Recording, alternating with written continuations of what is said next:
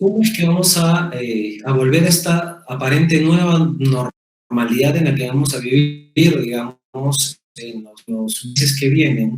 ¿Y eso qué implica a las personas que se están formando o ya son profesionales de cara al nuevo escenario, de cara al nuevo contexto? Entonces, acordamos, digamos, con la universidad, de alguna manera, este ejercicio de reimaginarnos profesionalmente, y yo lo que quisiera es abrir una conversación para ir compartiendo con ustedes qué capacidades creo que van a ser fundamentales en este nuevo escenario y van a cobrar una importancia inusitada, fundamental, digamos, en el proceso que es el que nos viene más adelante. Entonces, vemos un escenario brumoso, complicado, y yo quisiera ordenar la conversación en cuatro grandes ejes el día de hoy. El primero es un ejercicio de desmitificar, ¿de acuerdo? El segundo es un ejercicio de afirmar. El tercero, de modelar. Y el último, de aplicar. Entonces, la conversación de alguna manera se va a mover en función de estos cuatro grandes ejes que espero les sean de utilidad y poder después interactuar un poco a través del chat y de la conversación que podemos armar en este medio. Desmitificar. Miren, es fundamental, de alguna manera, pensar, sobre todo ahora que estamos en esta situación de confinamiento o que no tenemos necesariamente que enfrentar la realidad que ha cambiado fuera de nuestras casas, comenzar a pensar en un proceso de desmitificación que nos ayude a romper un poco lo que dice el famoso filósofo Rubén Blades en la canción Pedro Navaja, que si naciste pa' martillo del cielo te caen los clavos, y eso no es tan así. Uno tiene que quebrar la idea en este proceso, y la crisis que estamos enfrentando básicamente nos ha enfrentado a la realidad de que tenemos que repensarnos a nosotros, y que si nosotros elegimos una forma de hacer las cosas, si elegimos una forma de solucionar ciertos problemas, no son los únicos, no son las únicas formas. Entonces tenemos que entrar en un proceso de desmitificarnos a nosotros mismos, romper nuestros propios mitos, nuestros propios tótems, digamos, que hemos construido a lo largo tanto de nuestra historia previa a la universidad, si es que están ahorita siendo estudiantes de la universidad, o si eres un profesional ya con un tiempo en el mercado haciendo lo que, para lo cual estudiaste, no significa de que te tienes que quedar allí.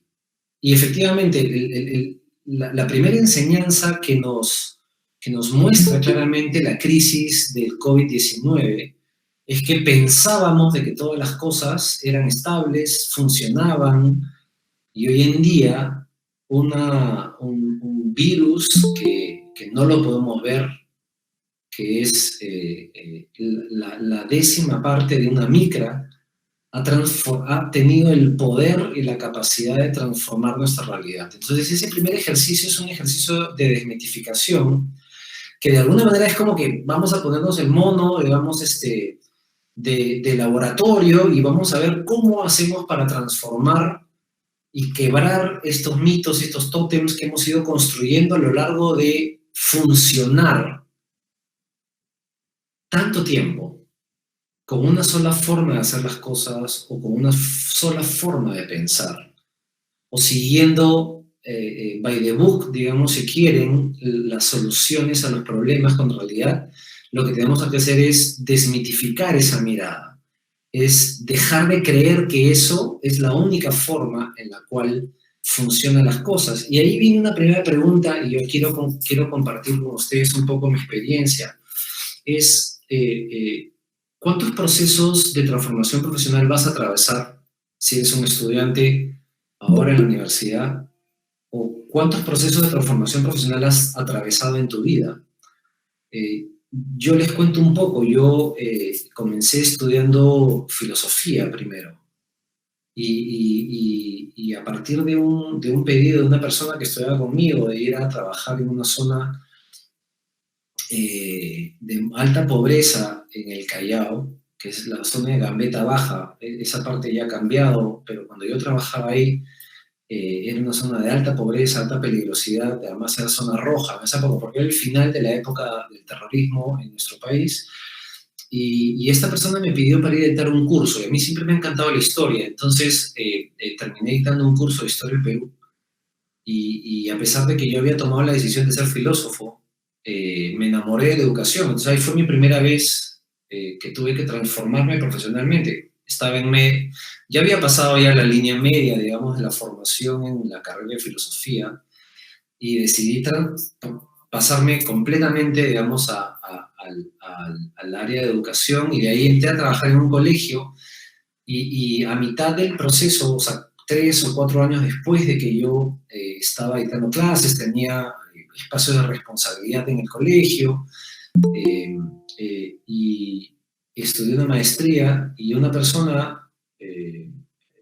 que en ese momento era mi profesor del curso, me preguntó si estaba dispuesto a hacer investigación, y yo nunca me había hecho investigación, y para mí fue una decisión de transformación profesional, porque dejé de hacer educación y me metí al mundo de la investigación.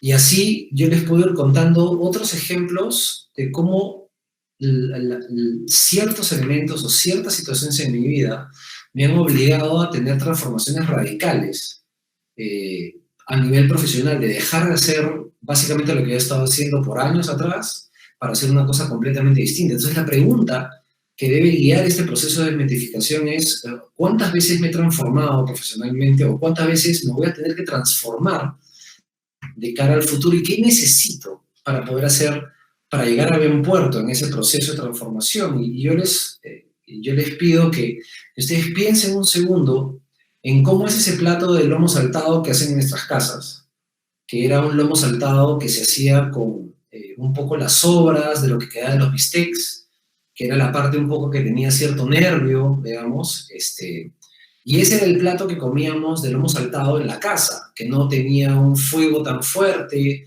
que de repente visualmente y de sabor, o sea, visualmente era poco atractivo, el sabor era de casa, digamos, finalmente, ¿no? Pero ese plato de lomo saltado se desmitificó a sí mismo y se convirtió en esto, que es uno de los platos banderas de la cocina peruana en todo el mundo, y que se transformó en su proceso. Sigue siendo en el fondo el mismo plato de lomo saltado, humeante, con jugo, con sabor, pero tiene otro ángulo porque se desmitificó a sí mismo.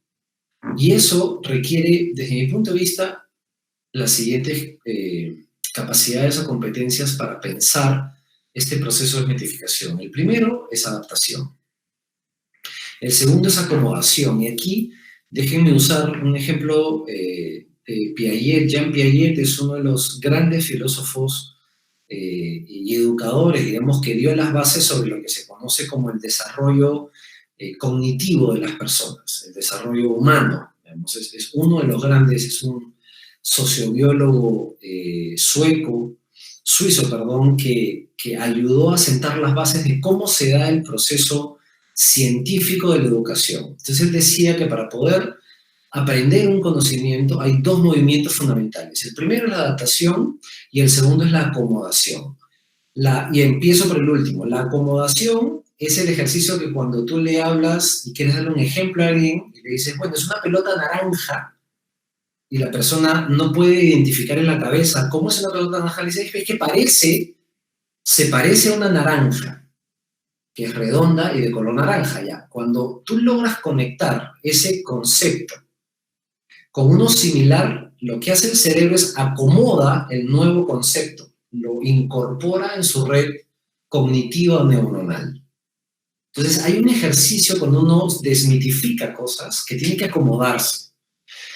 Frente, por ejemplo, al tema de la crisis sanitaria, hay muchas cosas que vamos a tener que acomodarnos, por ejemplo.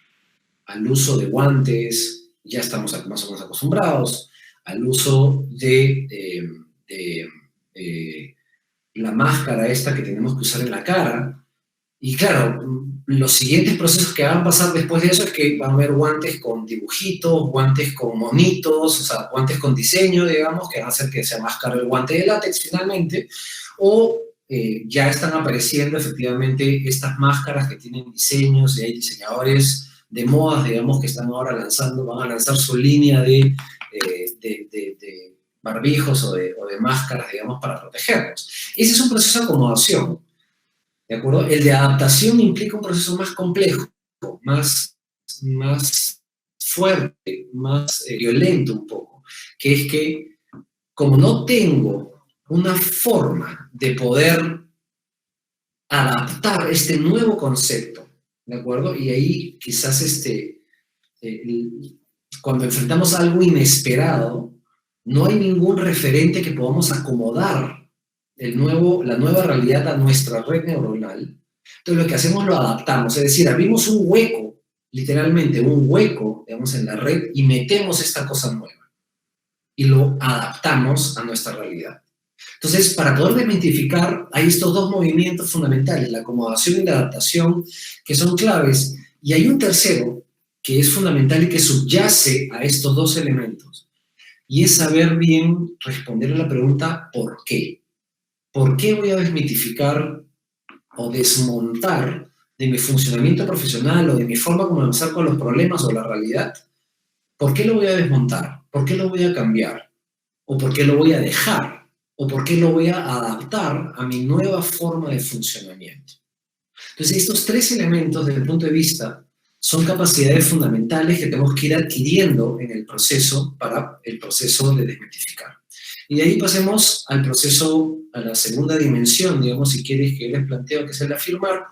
Y ahí la clave del éxito es siempre volver a los básicos. Era una cosa que siempre decía Mikhail Baryshnikov, que es considerado uno de los bailarines de ballet más importantes en la historia del ballet en el mundo. Él fue bailarín del Bolshoi, que es un teatro en Rusia. Se logró escapar de la Rusia comunista, digamos, y vive en Londres, y ahí fue primer bailarín, digamos, del ballet de la ciudad de Londres. Uno de los mejores bailarines del mundo, y él siempre decía, la clave del éxito es siempre volver a los básicos, y de repente hay personas que nos están viendo y conocen el tema del ballet, saben de que hay 4 o 5 posiciones fundamentales del ballet. Entonces él siempre decía, para poder crecer y para poder tener éxito, siempre es volver a los básicos. Y eso me permite a mí discutir la pregunta fundamental, que tiene que ver con el tema de la afirmación, y es, ¿cuál es tu propósito? Esa es una pregunta clave que tiene que ayudarnos a definir el norte, hacia dónde queremos ir, hacia dónde vamos, pero también qué camino queremos seguir. Entonces, el propósito y la definición del propósito de tu carrera profesional, de tu desarrollo profesional, de lo que tú quieres conseguir estudiando una carrera particular, tenemos que ahondar mucho en esa pregunta, porque finalmente es la que nos permite definir los vectores hacia dónde vamos a ir y qué caminos queremos seguir para poder conseguir, no las cosas, porque uno no consigue cosas, uno consigue cumplir propósitos, porque eso es lo que nos diferencia finalmente de los demás seres creados en la Tierra, que es que nosotros tenemos un propósito que tenemos que encontrarlo y tenemos que definirlo. Entonces, bajo esa lógica, es fundamental la pregunta por la identidad. O sea, ¿quién soy? ¿Quién soy como persona? ¿Quién soy como profesional? ¿Quién soy como especialista en un tema específico o en un tema en particular? Pero también es importante en esta pregunta del quién soy de saber y tener muy claramente definida cuál es mi ventaja comparativa. Cuando a mí me tocó postular a una beca que tuve la suerte, bueno, también trabajé mucho por ella, de ganármela, una de las cosas que me decía, que yo focalicé mucho, decía, ¿cómo hago para mostrarle a los que literalmente me regalaron mi carrera, digamos, porque eso fue lo que fue la beca, es cómo hago para mostrarle que ellos tienen que invertir en mí? Porque finalmente la beca es una suerte de inversión. Y yo lo que traté de mostrarle en un ensayo que escribí, porque era un requisito de la postulación, era en qué era yo, comparativamente hablando, distinto a los demás. Y eso exige un proceso personal y de introspección que me ayude a definir profesionalmente cuál es mi ventaja comparativa, pero eso es imposible definirlo si no sé quién soy. O sea, es decir, mi planteamiento es el siguiente, es imposible desacoplar quién eres de quién eres profesionalmente. Entonces, cuando te preguntes sobre la ventaja comparativa que te estoy planteando, es una pregunta doble. Por un lado, el tema profesional y por otro lado, el tema personal. Y el tercer elemento que me parece fundamental aquí es que sabiendo muy claramente quién soy personal y profesionalmente, sabiendo cuál es mi ventaja comparativa, yo voy a estar dispuesto, en la medida de ese conocimiento profundo, a poder establecer qué tengo que dejar de lado, que es una carga en este momento y no me sirve para ese propósito que estoy buscando, sin dejar, o sea, sin traicionar mi identidad más profunda, sin traicionar mi identidad profesional más profunda. ¿De acuerdo? Y finalmente, eso me tiene que permitir a mí establecer mi narrativa. Yo hacía un ejercicio en una época que trabajaba con jóvenes en la universidad. Y el primer ejercicio que hacía con ellos en un proceso de desarrollo de capacidades para el liderazgo y competencias de liderazgo, le pedí a ellos que hagan un ejercicio de pensar que si tuvieran que elegir en su vida, hasta el momento en que estaban viviendo, ¿cuáles eran las 4 o 5 canciones que eran su soundtrack, que defina un poco su historia, que defina quiénes eran finalmente ellos, ahora actualmente? Es el mismo ejercicio que yo les pediría a ustedes que hagan. O sea, ¿cuál es tu narrativa? ¿Cuál es tu soundtrack? ¿Cuál es esa selección de canciones que definen quién eres? Que definen tu historia. Porque si sabes quién eres y sabes de dónde vienes, la claridad hacia dónde tienes que ir la tienes más o menos definida. Ese es el segundo elemento que planteo.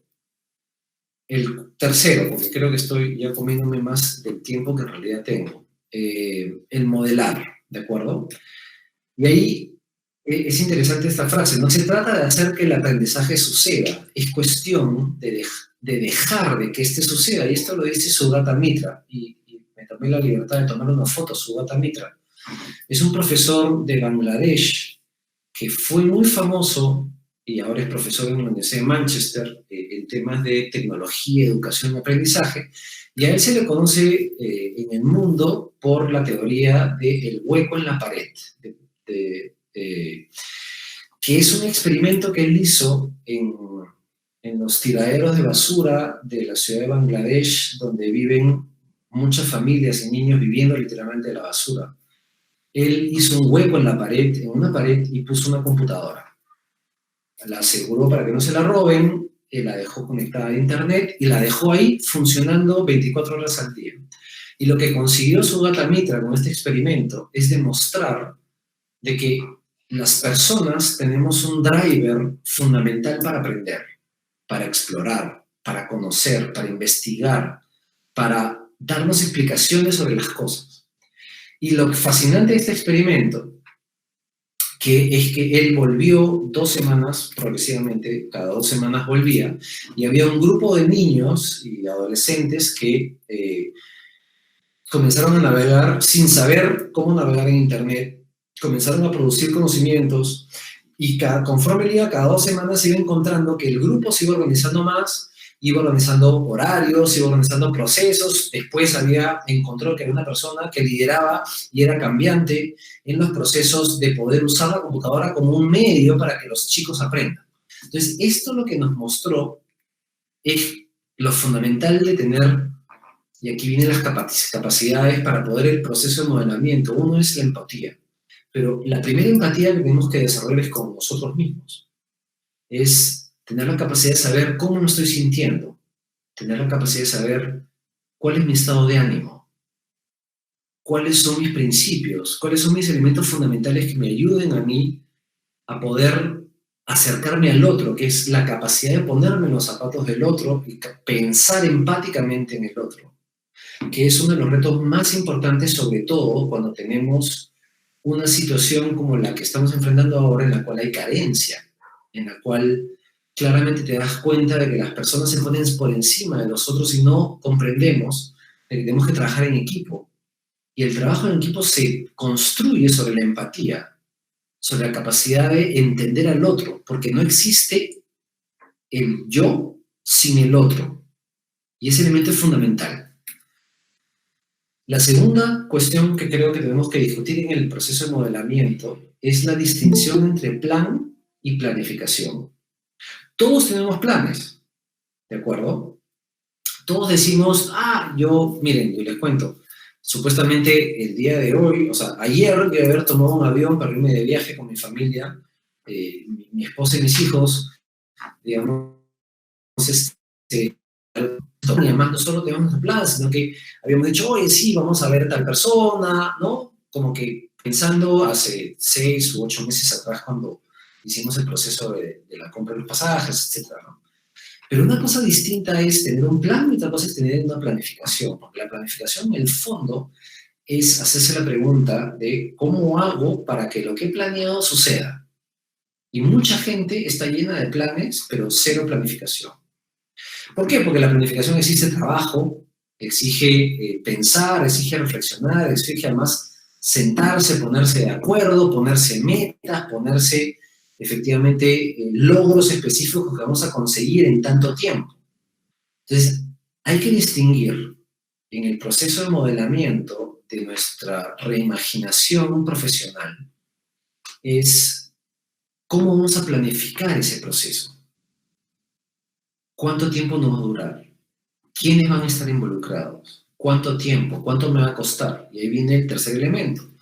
Y es que en este proceso y en este viaje de reimaginación de uno mismo, profesionalmente hablando, es fundamental contar con personas a las cuales pedir consejo.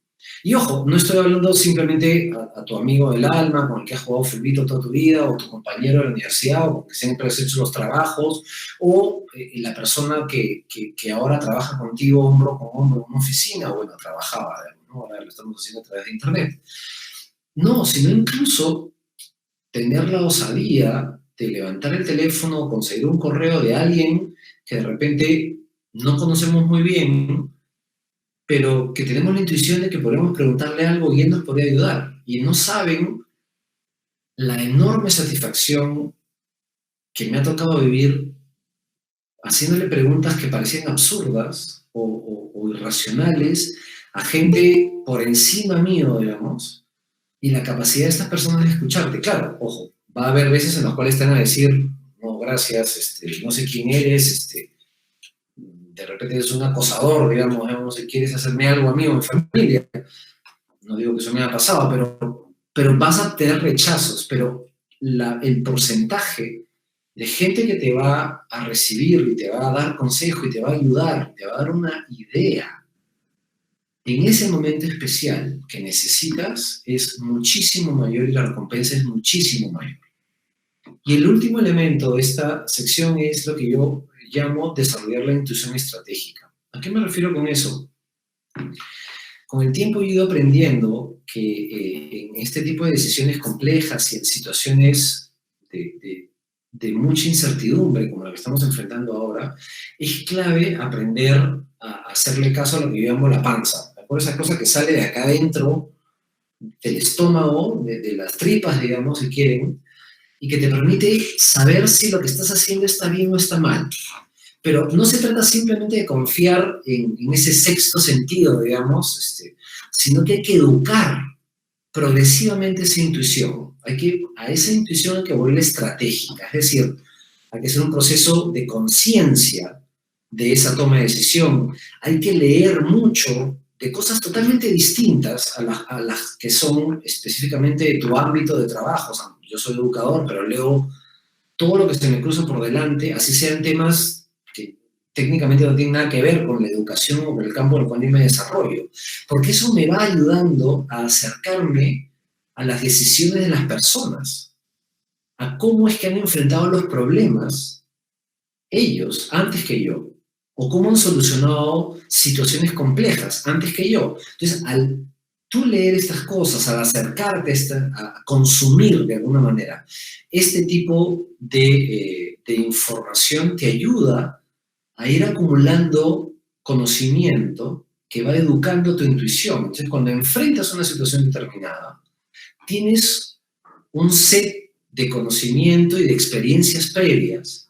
que es muy amplio, súper grande. Entonces, mientras puedan leer la mayor cantidad posible de literatura literatura, digo, libros o documentos o papers o revistas, digamos, de distinta índole, mientras más amplíes tu capacidad de entender los problemas humanos, más fácil va a ser para ti cuando enfrentes un problema y una situación de incertidumbre o de volatilidad, te va a ayudar a educar esa intuición y volverla estratégica. Pero evidentemente eso se construye sobre la etapa anterior que yo les decía hace un rato de saber quién eres, tu identidad, tu narrativa más profunda que responde a un propósito, a una razón de ser de quién eres y por qué estás desarrollando este tipo de cosas profesionalmente. Y entramos a la última, para acortar el tiempo ya, y ahí la clave para una buena decisión no es el conocimiento, es la comprensión. Nadamos en un mar, pero desesperadamente nos falta la segunda, y esto lo dice Malcolm Gladwell en su libro Blink, que creo que ha sido traducido a Parpadear, que es súper interesante sobre cómo es que nosotros necesitamos, antes que tener mucho conocimiento, tenemos que desarrollar esta capacidad de comprender, que es una mezcla entre la empatía, por un lado, y por otro lado esta educación de la intuición estratégica, ¿de acuerdo? Que se hace a través del conocimiento, efectivamente, pero no basta solo con tener el conocimiento, sino que es ir más en profundidad en la comprensión del mismo. Y ahí yo lo que les propongo, y esta es la última parte, que la que tiene que ver con la aplicación, digamos, de todo esto, es mirar un poco lo que hacen la guerra moderna. La guerra moderna nos ha demostrado de que si antes existía una doctrina de la guerra, ¿no? Estados Unidos es el país que más tiempo y más ejércitos ha tenido en guerra en la historia de la humanidad, moderna por lo menos, y ellos tenían una doctrina de la guerra, además tienen universidades, centros de investigación que hablan sobre la doctrina de la guerra. Pero cuando entraron a la guerra que hubo, la de Irak y la ocupación, primero Kuwait, después Irak y después Afganistán, etc., ellos se encontraron con una guerra no convencional, convencional en el sentido de la doctrina de la guerra. Entonces, ellos desarrollaron un concepto que a mí me gusta mucho usar en este momento para discutir, que se llama, BUCA. Vamos, regreso al anterior. ¿Qué significa BUCA? En su acrónimo en inglés significa volatilidad, desconcierto, digamos, complejidad y ambigüedad. Entonces, lo que nosotros vamos enfrentando en el mundo profesional era un escenario que con la experiencia del coronavirus va a aumentar los niveles de volatilidad, de incertidumbre, de complejidad, de ambigüedad que antes del coronavirus habíamos enfrentado. O sea, los niveles van a llegar a niveles sumamente altos, de niveles BUCA. Y eso es el contexto en el cual van a tener que aplicar este proceso de reimaginarse y de ser quien ustedes quieren transformarse, ser. Y los que están ahora estudiando en la universidad van a tener que enfrentar muy pronto ese escenario BUCA de volatilidad permanente, incertidumbre, complejidad en la cual sucede una cosa pero tiene efecto al otro lado del universo, y de una enorme ambigüedad, sobre todo además exacerbada por la experiencia de que no tenemos todas las respuestas en nuestra mano. Y eso nos vuelve a lo que yo les decía, perdónenme el orden.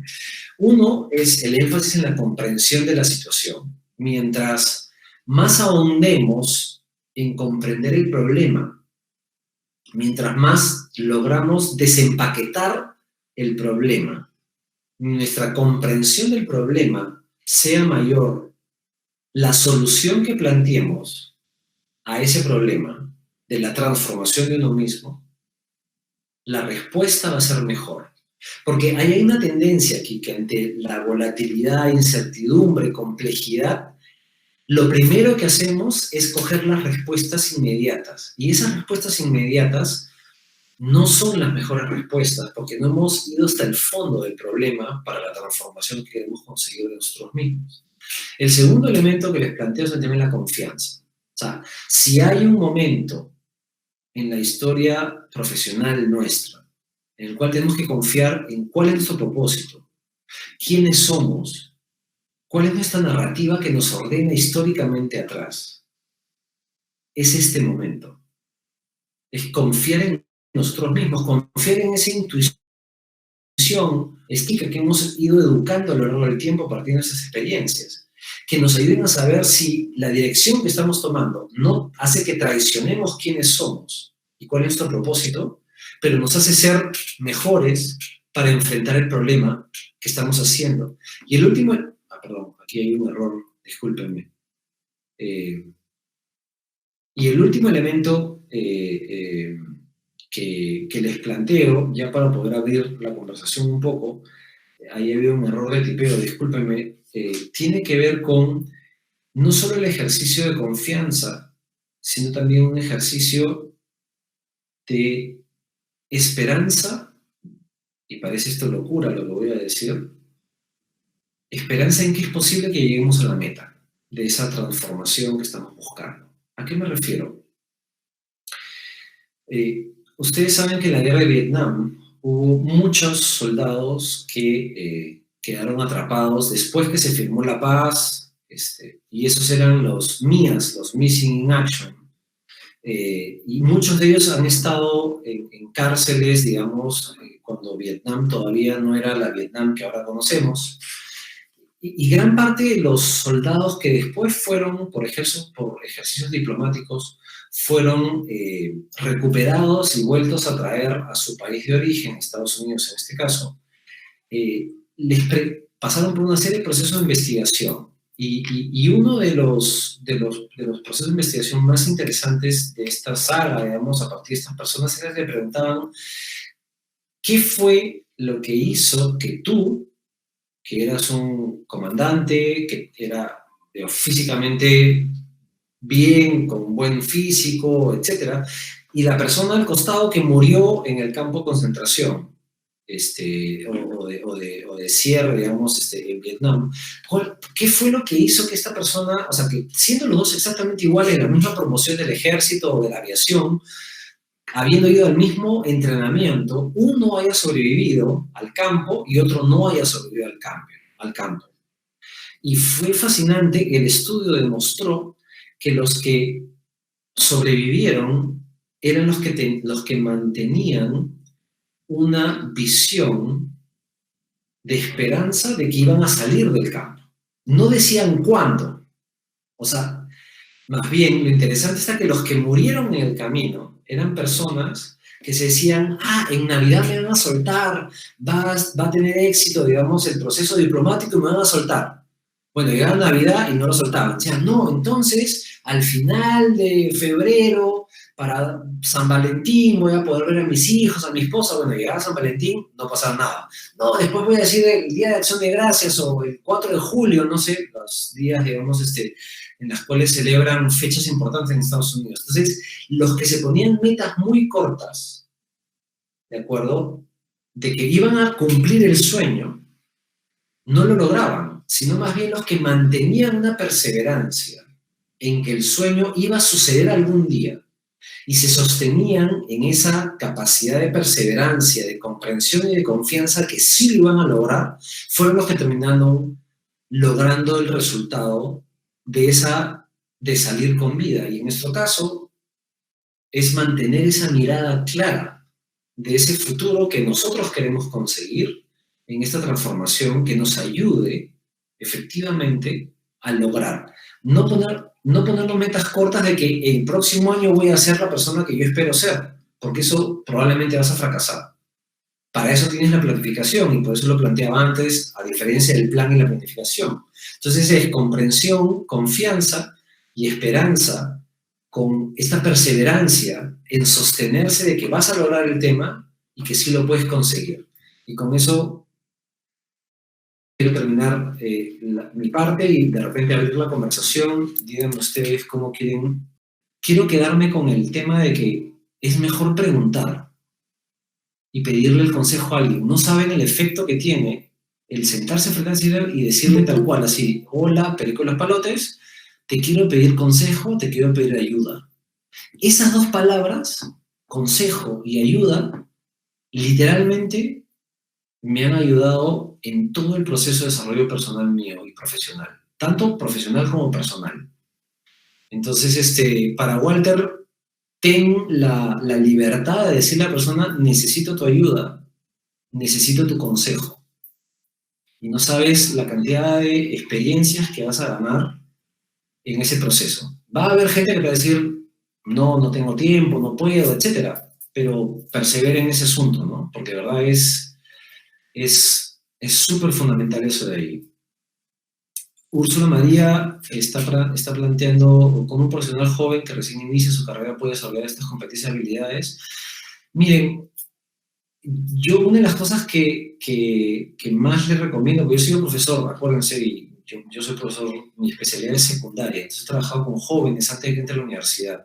Y una de las cosas que yo siempre le decía a los profesionales jóvenes que recién están iniciando su carrera o están terminando la universidad, les decía dos cosas. Mira, la universidad no te hace, tú haces a la universidad, y lo mismo puedes decir al trabajo. El trabajo no te hace, tú haces el trabajo. Tú generas las oportunidades de crecimiento y desarrollo. Tú eres la persona que en el fondo es dueña de su destino para definir hacia dónde ir. Por eso es tan importante saber quién eres y trabajar personalmente, y si necesitas la ayuda de otra persona, hacerlo también otra persona, no importa cómo, pero trabajar personalmente, saber quién eres, cuál es tu identidad más profunda, cuáles son tus diferencias significativas, cuáles son tus diferencias comparativas que te hacen ser quien eres. Esa identidad es clave. Entonces, sé quién eres, defínete claramente ese horizonte, así como hacía el ejemplo de estos presos missing in action, digamos, en la guerra de Vietnam, digamos. Siempre ten claro hacia dónde quieres ir, pero eso necesita saber tu propósito y tu identidad, y al mismo tiempo, renuévala permanentemente y revisítala, pero nunca la pierdas de vista, y mantén perseverancia permanente para que esas competencias y habilidades se desarrollen. Y hay un tema adicional aquí que es ensayo-error. En algunos casos podrás adaptarte más rápido a la incorporación de esa competencia, esa habilidad. En otros tendrás que hacer un proceso de acomodación y ir un poco ensayo-error, haciendo un poco de ejercicio contigo mismo de cuál es la mejor cosa que te funciona para ti. Y ser capaz además de, si tú tomas una decisión hacia un horizonte determinado que te guíe a llegar a donde tú quieres alcanzar y no está funcionando, ten la honestidad personal y profesional de abandonar ese plan o esa planificación y cambiarla. Porque tienes que estar muy atento a lo que yo les decía, esta intuición estratégica que te ayude a decir, ¿sabes qué? Le estoy embarrando, tengo que cambiar. Y tener la honestidad personal y profesional y comerte el sapo en ese sentido de abandonar ese plan, abandonar esa línea de trabajo y cambiarla y transformarte. Ya sea porque el contexto te lo dice, o ya porque tú te das cuenta, porque las personas que están a tu alrededor, que te quieren, te dicen lo mismo. Entonces tienes que tener también capacidad de empatía. Por eso es que hay una correlación muy fuerte entre esas capacidades que yo les he estado mencionando. Humberto Valdía dice, plan de implementación de esta arquitectura que no podemos controlar los factores externos, ¿cómo hacer? Mira, es cierto, o sea, y por eso es que yo les puse el ejemplo del tema de VUCA, que me parece que es un elemento bien importante. La única forma en la cual tus procesos de planear y planificar en esta coyuntura donde no hay certidumbres es la capacidad que tienes que desarrollar de mirarte a ti mismo y saber quién eres, revisar tu propósito y esa mirada de crecimiento, Humberto, que te ayude a ver señales que en medio de la incertidumbre que estamos enfrentando están ahí presentes y que te ayuden a tener como que hitos en el camino para seguir avanzando. William pregunta una consulta, ¿cómo podemos incrementar la confianza en un contexto como el actual o la actual? ¿Qué nos recomendarías? Yo ahí vuelvo un poco también a lo que decía Humberto Willy, que tiene que ver con el tema de volver a los básicos. O sea, esta idea de Baryshnikov me parece fascinante, ¿no? O sea, el tipo hacía unos giros y unas cosas impresionantes en el aire, casi inhumanas, digamos, afuera de la capacidad física humana. Pero lo fascinante de esa frase, y por eso la puse, tiene que ver con el tema de que en realidad lo básico es lo que nos sostiene. Entonces, eso que nos sostiene, para mí, William, en este momento de incertidumbre y de generar confianza con uno mismo, tiene que ver quién soy, cuál es mi narrativa, o sea, cuál es mi historia detrás, cuál es mi contexto que me hizo llegar a este punto. Y en tercer lugar, es mi propósito. Y revisar ese propósito. Ahora que tenemos un poco de tiempo, más del que normalmente teníamos, nos tiene que ayudar a mirar eso con otros ojos, a la luz del contexto. Entonces, eso nos va a dar la suficiente gasolina como para tener la tranquilidad que la confianza, una vez de que se ordene un poco más esto, un poquito más, digamos, porque creo que va a cambiar, es un cambio completamente de términos de referencia en la relación con la realidad, nos permita enfrentar con confianza ese nuevo escenario.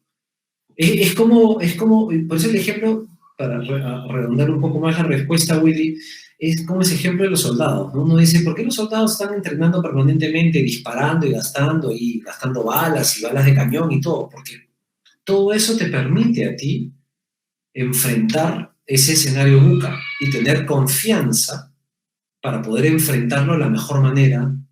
Y esa mirada, para mí, tiene que ver con el tema específico de tu identidad más profunda, del propósito, de saber cuál es tu narrativa y cuál es tu diferencia significativa.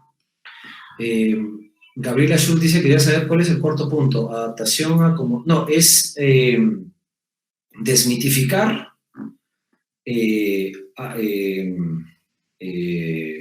a ver, en orden, ¿de acuerdo? Perdón, es que me he perdido en el proceso. A ver, Gabriela, dame un instante. Es desmitificar, afirmar, modelar y aplicar. Esos son los 4 puntos que yo planteo. Anselmo, ¿qué tipo de trabajo se van a generar en este tipo de demanda? Uy, yo creo que no me atrevería a responderte esa pregunta porque creo que va a haber por la situación, o por lo menos por los próximos 2 años, yo creo que va a haber mucha necesidad de cosas que antes eran muy sencillas y nos habíamos olvidado. Como por ejemplo, los técnicos de bicicletas. O sea, imagínense la cantidad de personas que van a tener que moverse en bicicleta en mi país, o en Lima, por lo menos en la ciudad. Se va a multiplicar esa cantidad de personas y, pucha, se te hace hueco, se te malogra la cadena, se te rompen los frenos, y yo les confieso que alrededor de donde yo vivo no tengo ni más remota idea de dónde hay un lugar donde poder arreglar mi bicicleta. Entonces, vamos a ver una generación de necesidades de demanda inusitadas y que antes eran invisibles por las características de la exigencia de los que nos va a generar esta crisis. Linda pregunta sobre ¿qué consejo darías para saber quién soy? Miren, yo tengo un sesgo, Linda, tengo un sesgo bien fuerte hacia el tema de la historia. Porque, bueno, finalmente he sido profesor de historia en el colegio y yo siempre me he preguntado de dónde vengo. Entonces, un primer ejercicio sobre tu propia identidad es saber cuáles son tus raíces. De dónde, o sea, por ejemplo, yo era un maniático muy chico, muy niño, le preguntaba a mi papá y a mi mamá cómo se conocieron, que me describan de dónde venían ellos, cómo fue su relación, cómo fue su historia, y eso me permitía y me daba luces para entender un conjunto de decisiones y de formas de hacer y de formas de ser que yo tengo. Por ejemplo, yo no como mucho ají, ¿de acuerdo? Porque no sabía bien por qué. Entonces, hasta que yo tuve bastantes años, tenía como 23, 24 años, un día preguntándole a una prima mía que había vivido conmigo cuando yo estaba muy niño, ella me explicó en ese momento, si yo no le he hecho la pregunta, por tratar de indagar mi historia personal y entender de dónde venía, ella no me hubiera contado la razón por la cual yo tengo esta aversión al picante. O sea, a mí no me gusta mucho el picante porque me genera un tema físico en la boca. Y era porque cuando yo era niño, la persona que en ese momento estaba a mi cuidado me dio para comer un rocoto. Entonces, y yo tenía como 1 año y medio más o menos de edad. Entonces, claro, evidentemente, o sea, no podía comer ají, pues, ¿no? Y yo recién cuando tuve 22, 23 años, que tuve esta conversación con una prima, pude entender, y esto es un ejemplo absurdo, digamos, pero me ayuda para graficar un poco tu pregunta, es, vuelve hacia atrás en tu historia, en la historia de tu familia, en la historia de quién eres, por qué eres como eres, porque ese es un primer lugar al cual hay que revisitar. Incluso situaciones dolorosas, porque nos ayuda a entender nuestro lugar y nuestro rol a ese nivel. Y creo que tenemos una última pregunta y con eso ya me callo la boca. Aníbal dice, ¿cómo podemos adaptar tus consejos en relación al personal de la salud que viene batallando con esta emergencia? Bueno, te confieso, Aníbal, estoy sumamente preocupado en general por los efectos invisibles de esta pandemia que estamos enfrentando. ¿A qué me refiero? De ansiedad, angustia, desesperación en algunos casos frente a la imposibilidad de tener capacidad de control sobre algo que está fuera de nuestras manos, como es no saber si toco esta manga o toco esta llave o esta manija de la puerta y de repente me estoy contagiando del virus y me puedo morir, es un efecto que va a tener no solo, digamos, la primera línea de batalla son efectivamente en personal de salud. Yo vengo de una familia, mi padre era médico, mi madre era enfermera, entonces en realidad conozco muy bien el tema médico desde ese punto de vista, ¿no? Pero es la primera línea de batalla. De ahí están las familias. O sea, pónganse a pensar un instante, ¿cuántos de nosotros, de nuestros familiares, de los que estamos aquí, están teniendo problemas para poder dormir bien? O se han abrazado profundamente un activismo permanente para no pensar. En el fondo, lo que estamos haciendo allí es darle la vuelta a no enfrentar de cara esta situación que es de volatilidad, incertidumbre y complejidad, digamos, y ambigüedad que tenemos que enfrentar. O sea, al día de hoy no sabemos realmente si el día 13 o 10 de mayo, el Día de la Madre, digamos, o el día siguiente, en todo caso, se va a abrir, o sea, ya no va a haber cuarentena y no va a haber tampoco toque de queda, no sabemos. Entonces, eso tiene efectos sobre los más débiles, incluso sobre los más fuertes, porque la ansiedad y la angustia son fuerzas que terminan minando internamente. Por eso es que yo sugiero de nuevo revisar el propósito, de nuevo revisar tu identidad, tu narrativa, lo que te define, porque a nosotros como seres humanos, y con esto termino, no nos define un virus. Somos mucho más grandes que eso. Si perdemos de vista eso, vamos a perder de vista muchos elementos profundamente humanos que son los que nos hacen ser quienes somos. Entonces, y esos elementos son claves para poder enfrentar cualquier proceso de reimaginación o reconfiguración de uno mismo frente a situaciones volátiles y complejas como lo que estamos enfrentando.